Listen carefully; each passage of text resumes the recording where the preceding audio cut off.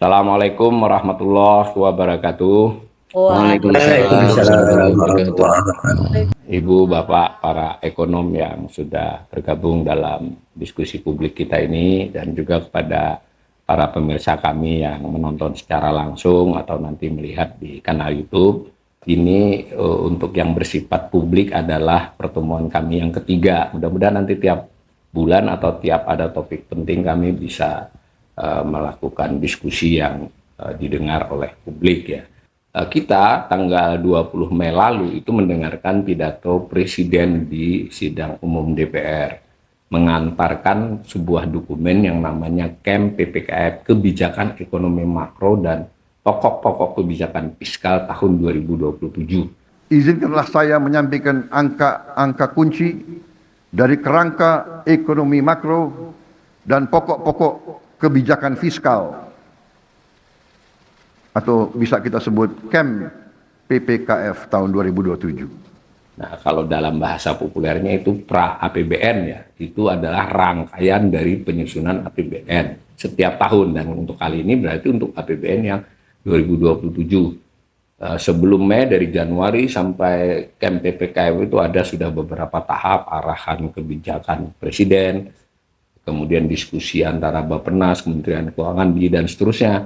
DPR juga sudah dilibatkan, tapi masih sedikit ya dalam proses itu.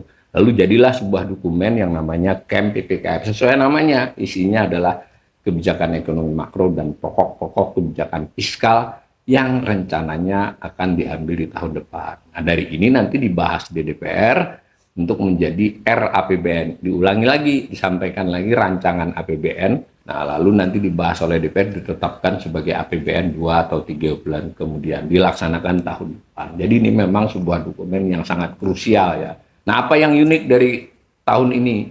Biasanya KEM PPKF itu disampaikan tanggal 12 Mei, kecuali hari libur, dan oleh Menteri Keuangan. Kali ini oleh Presiden sendiri. Kalau nanti RAPBN, 2 Presiden melakukan, setelah itu sorenya Menteri Keuangan. Kali ini Presiden. Sepertinya Pak Purbaya belum pernah ini, Prof. Didin, untuk KEM PPKF, karena KEM PPKF terakhir Ibu Sri Mulyani 12 Mei tahun lalu. Jadi Pak Purbaya ini belum sempat nih mengantarkan KEM PPKF, langsung diambil alih oleh Presiden. Beberapanya ya tidak terkait dengan APBN langsung ya, malah yang banyak. Ini menarik menurut saya, berita tentang isi PPKF-nya nggak meluas ya, yang meluas adalah bagian-bagian dari pidato Presidennya. Jadi misalnya kalau yang namanya PPKF itu kan kira-kira pendapatan berapa, belanja berapa, meskipun dalam bentuk persentase atas PDB ya, dibandingkan dengan tahun sebelumnya, itu malah nggak banyak dibicarakan di publik. Yang banyak adalah soal ekspor satu arah. Lalu ada upaya-upaya untuk mewujudkan pasal 33 Undang-Undang Dasar 45. Ini kan mengulangi pidato Presiden ya pada saat 17 Agustus dan seterusnya. Tapi itu hak beliau sebagai Presiden.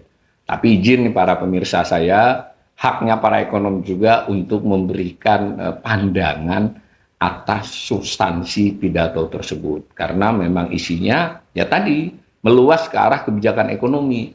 Jadi ini bagus juga menurut saya kalau dia hanya PPKF. Mohon maaf, ini kan para ekonom ini kan ada spesialisasinya.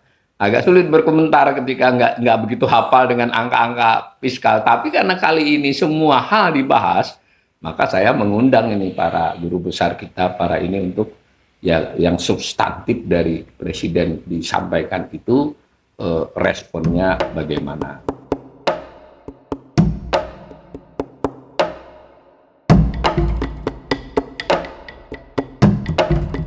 Usulan itu yang bersifat solusi. Kita punya pemikirnya di sini, Bu Urian, namanya Pak Dr. Edi Priyono.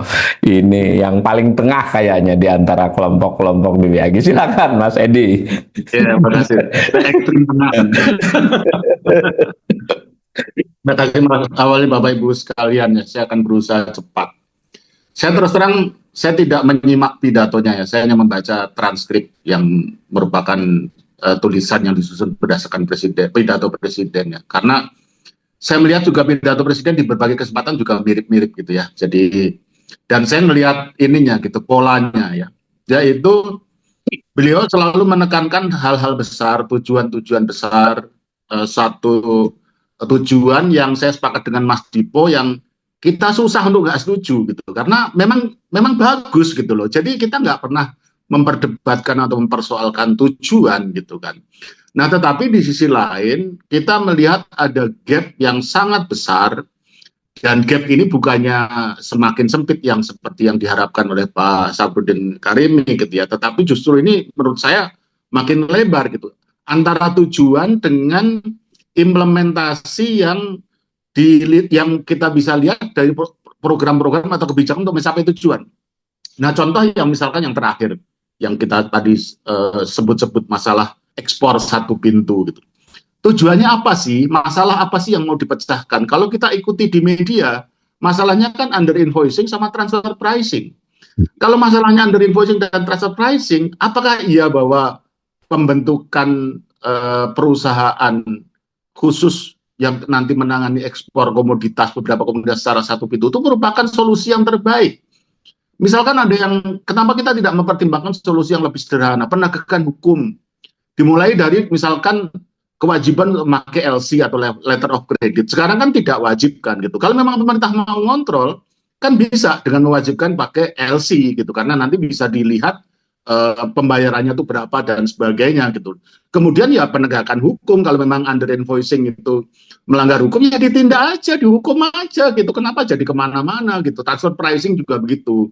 Mesti diperjelas nih praktek ini sebenarnya dilarang atau tidak gitu kan. Ini kan juga bukan fenomena baru ya, transfer pricing ini kan upaya pengusaha untuk menyiasati peraturan pajak atau peraturan-peraturan yang lain ya. Jadi di negara yang pajaknya tinggi, perusahaannya dibikin rugi, dibikin untung di perusahaan yang ada di negara yang pajaknya lebih rendah. Jadi itu dilarang atau tidak? Kalau tidak dilarang dan mau dilarang ya silakan dilarang. Nah, tapi maksud saya jangan kemudian mencoba memecahkan masalah dengan yang berpotensi menimbulkan persoalan baru. Ini bukan hanya persoalan ekspor satu pintu ya, MBG juga begitu gitu kan. Kita kan mengkritik MBG kan bukan tujuannya. Kalau tujuannya meningkatkan gizi, siapa yang nggak setuju gitu loh? Ya, kita semua setuju gitu kan. Tapi caranya apakah harus seperti itu? Apakah dengan skala yang demikian besar dan sebagainya? Nanti juga sama Koperasi Merah Putih. Loh, tujuannya untuk memperkuat ekonomi lokal pedesaan, ya setuju. Nggak ada yang nggak setuju. Siapa yang nggak setuju gitu. Tapi caranya apakah harus begitu top down banget gitu ya. Kemudian langsung puluhan ribu dan sebagainya. Ini nanti semuanya seperti itu. Ada sekolah rakyat, sekolah Garuda. Nanti kemudian kebijakan pangan, minyak goreng, beras, subsidi BBM, subsidi LPG dan sebagainya. Kalau kebijakan pangan kita kan dan energi kan berusaha untuk menyediakan pangan dan energi dengan harga yang terjangkau bagi masyarakat. Tujuannya kan seperti itu kan. Nggak ada yang nggak setuju gitu kan. Nah, teman caranya apakah harus seperti itu? Apakah tidak ada cara lain yang lebih efisien atau lebih efektif? Nah, sampai kemudian saya tuh berpikir begini Mas Awali, Bapak Ibu sekalian dan juga yang nonton live streaming ini. Jangan-jangan ada tujuan lain yang nggak disebutkan gitu loh. Itu kan ada kemungkinan. Dan di pemerintahan itu sangat mungkin loh itu loh. Itu sangat mungkin. Gitu. Jadi jangan-jangan ada tujuan lain yang tidak diucapkan, yang tidak disampaikan kepada publik lah. Kalau udah seperti itu, kemudian isunya isu transparansi dan sebagainya. Nah, oleh karena itu saya ingin menutup dengan saran aja, rekomendasi terutama untuk Pak Presiden. Karena saya tahu pemerintahan sekarang itu kan sangat berpusat kepada Bapak Presiden ya. Saya pengen gini deh, punya analogi. Jadi sekarang ini kan Presiden kelihatannya kan ingin rumah kita ini dirombak, direnovasi. Karena rumah kita ini bangunannya nggak baik lah. Itu yang kita sebut neolib, kita sebut terlalu liberal dan sebagainya gitu ya. Yang sesuatu yang bisa kita perdebatkan. Tapi oke deh kalau mau merombak rumah oke. Tapi jangan lupa bahwa kita punya masalah dengan fondasi kita. Yang kalau kita tidak perbaiki, apapun bentuk rumah yang nanti kita akan bangun, itu ya akan bermasalah. Karena fondasinya nggak bagus. Fondasinya itu apa? Yang pertama yaitu penegakan hukum. Penegakan hukum ini tidak asal hukum, tidak asal orang yang dianggap bersalah dihukum. Penegakan hukum yang baik adalah memberikan jaminan bahwa kalau yang salah pasti dihukum, yang tidak salah ya tidak boleh dihukum. Dan itu harus clear, harus konsisten gitu. Jangan kemudian terlihat bahwa prinsip itu tidak diikuti. Kita punya masalah lama, penegakan hukum bukan hanya sekarang saja, dan saya melihat ini juga PR-nya bukannya makin sedikit tapi makin besar. Yang kedua yaitu teknokrasi. Tadi juga sudah disebut-sebut tuh. Teknokrasi itu artinya proses penyusunan kebijakan yang mengedepankan pendapat para ahli, para teknokrat. Saya nggak bicara bahwa teknokrat itu harus duduk di pemerintahan, ya saya nggak mengatakan demikian. Tetapi mereka harus didengar, bukan malah seperti sekarang yang seringkali kemudian akademisi, orang-orang perguruan tinggi itu dilabeli sesuatu yang tidak bagus gitu ya, kemudian dianggap sebagai yang tidak setuju dengan tujuan dan sebagainya. Bukan, yang dikritik itu bukan tujuan, yang dikritik itu caranya. Jadi kalau kita mau maju, fondasi yang pertama penegakan hukum, yang kedua adalah teknokrasi. Jadi kalau kita memilih suatu kebijakan, satu strategi, itu harus diyakinkan bahwa itu merupakan pilihan terbaik. Dan yang tahu yang terbaik siapa? Ya para teknokrat. Tentu saja tidak bisa dinafikan bahwa pendapat teknokrat kan beda-beda. Ya disitulah kemudian tugas pemerintah, tugas presiden atau pimpinan untuk mengambil keputusan. Tapi jangan sampai mereka ini tidak didengarkan. Yang terakhir yaitu meritokrasi. Kalau meritokrasi ini terkait dengan orang. Nah, jadi kita harus memilih orang yang tepat. Memilih orang yang tepat yang berdasarkan prestasinya.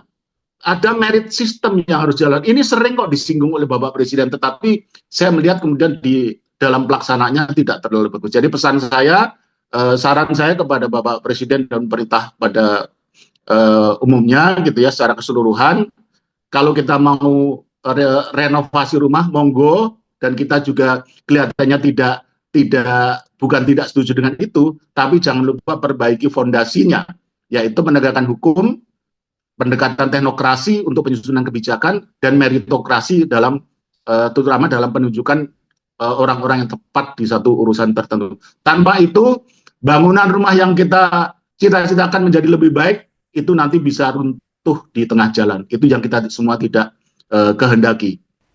Berikutnya kita minta komentar atas pidato tersebut dari Mas Fahmi Wibawa ya. Buat yang belum tahu, Fahmi Wibawa ini Direktur Eksekutif LP3ES ya. Generasi mediocre juga generasi 40-50-an. Silakan Mas Fahmi. Terima kasih Mas Awalil, Bapak Ibu ekonom dan teman-teman jurnalis semua. Pertama tentu saya ingin apresiasi dan sepakat mendukung apa yang disampaikan teman-teman sebelumnya dari perspektif ekonomi. Nah, saya izinkan untuk membahas dari sisi ekonomi politik, Mas Awalil. Boleh ya, Mas Awalil ya? Siap. Politik aja juga boleh kok. Kalau berani loh ya. Kalau kita nggak nyinggung-nyinggung politik kan kita nggak seru, Mas Awalil. Kalau hanya nyerempet-nyerempet nggak seru. Saya ingin masuk ke politik juga. Siap. Nah, kalau dari sisi perspektif ekonomi politik, sebenarnya apa yang dilakukan Presiden Prabowo sekarang ini adalah melakukan intervensi politik, Mas Awalil. Jadi tadi di awal Mas Awalil bilang ini adalah pertama kalinya Presiden langsung memimpin orkestrasi proses pengambilan atau perumusan APBN.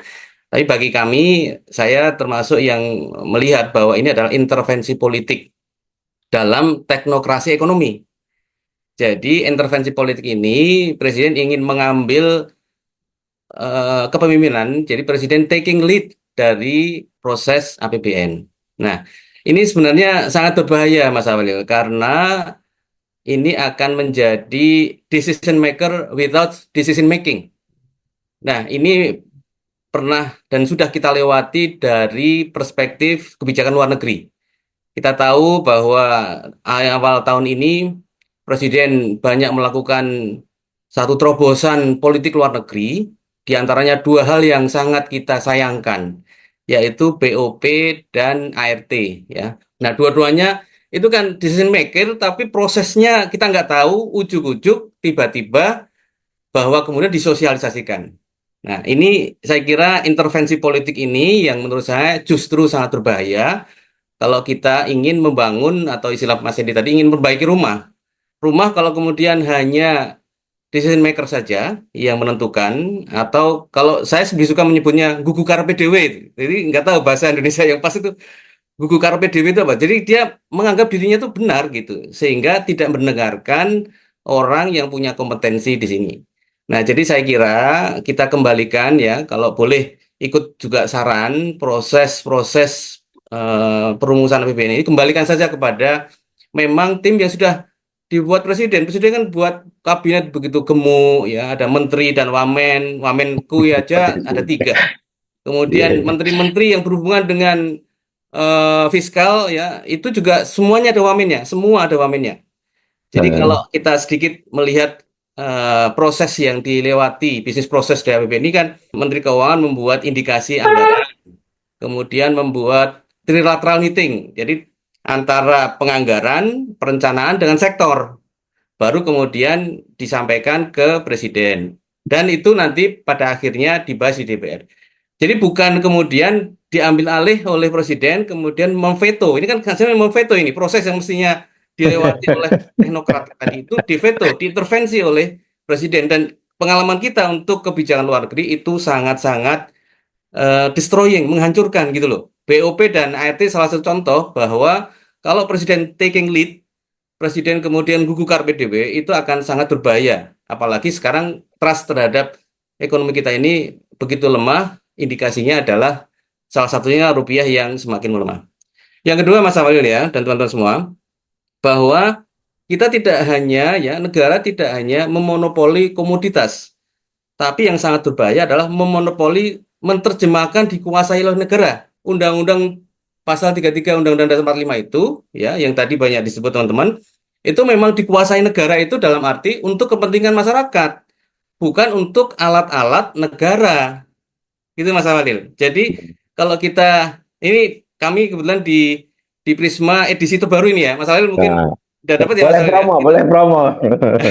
Prisma, jurnal legendaris. Beberapa teman-teman ikut nulis Ya. nih, Prof Didin, kemudian Mas Reflison Baswir, Mas Teguh, dan atau banyak yang nulis. Nanti teman-teman saya harapkan bisa ikut juga membaca. Ini mengenai ekonomi konstitusi ya. Di situ dijelaskan ya, salah satunya adalah bahwa negara itu memang punya otoritas menguasai SDM-nya. SDA, sorry.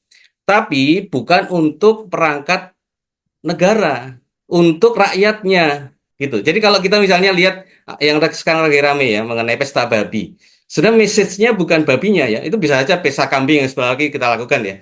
Tapi pada pengambilan sumber daya alam yang menjadi pesta poranya alat-alat negara. Negara memang punya otoritas untuk katakanlah mengelola sumber daya alamnya tadi, itu digunakan untuk masyarakatnya oleh publik gitu. Nah, kalau kita katakanlah kita ingin belajar dari best practice ini adalah 2 negara yang sampai sekarang kita rasakan, yaitu Inggris dan UEA, Uni Emirat Arab ya. Inggris Thatcher ya, kita lihat masa yang agak lama ya. Ini medianya masa-masa Mas Awalil nih, tahun 80-an ya. Thatcher itu kan dia privatisasi yang begitu gegap gempita sampai kemudian dia disebut Thatcheronomics ya, Thatcherism ya. Bahwa swasta itu menguasai sebagian besar aset publik dari Inggris. Tapi kemudian diambil dalam arti bukan pada sahamnya ya, tapi decision making prosesnya itu punya hak veto oleh negara. Negara mengambil peran yang penting di situ. Nah, Uni Emirat Arab juga begitu, teman-teman semua. Kalau sekarang kita katakanlah Uni Emirat Arab itu sekarang menjadi salah satu kekuatan ekonomi di Timur Tengah ya, dan kalau kita bicara Dubai itu menjadi salah satu barometer keuangan dunia, itu karena tidak satu pun aset yang dikuasai oleh asing. Sebagian besar mereka boleh menjual minyak, menjual macam-macam, tapi tidak boleh menjual aset kepada asing. Itu tahun 80-an. Nah, kalau Papua dilakukan seperti itu, Bapak Ibu sekalian, ya, kita sedikit keluar konteks ya, tapi saya kira relevan, maka tidak akan ada proses pengambilan paksa dari aset Papua itu kalau kemudian masyarakat rakyat Papua itu kemudian menjadi owner dari proses-proses kekayaan alam itu gitu. Itu message dari bahwa negara tidak boleh kemudian menerjemahkan secara sepihak mengenai dikuasai oleh negara. Ketiga yang terakhir ya Mas Awil dan teman-teman, bahwa dia menanyakan ya, dia masgul menanyakan kenapa pertumbuhan tinggi kemudian tidak diikuti oleh peningkatan lapangan pekerjaan, penurunan kemiskinan yang signifikan. Nah, jawabannya sebenarnya kalau kita belajar ekonomi ya teman-teman semua, dari tekstur jelas itu bahwa pertumbuhan ekonomi tidak berkualitas. Kenapa tidak berkualitas? Karena tidak rely on investment dan produksi. Kita gampang mengimpor. Kita tidak mendorong untuk industri itu kondusif. PMI kita masih di bawah 50%. Segala macam yang sifatnya impor dipermudah. Tiba-tiba saja mobil double gardan, double cabin masuk, motor listrik segala macam. Artinya kita ini pertumbuhannya selalu melihat bagaimana konsumsi government expenditure itu menjadi komponen penting dari pertumbuhan. Padahal mestinya yang didorong itu. Yang didorong adalah menjadi bangsa yang kreator, creating gitu. Jadi menciptakan sesuatu sehingga lapangan pekerjaan itu tercipta. Begitu kira-kira, Mas Ya. Awalil.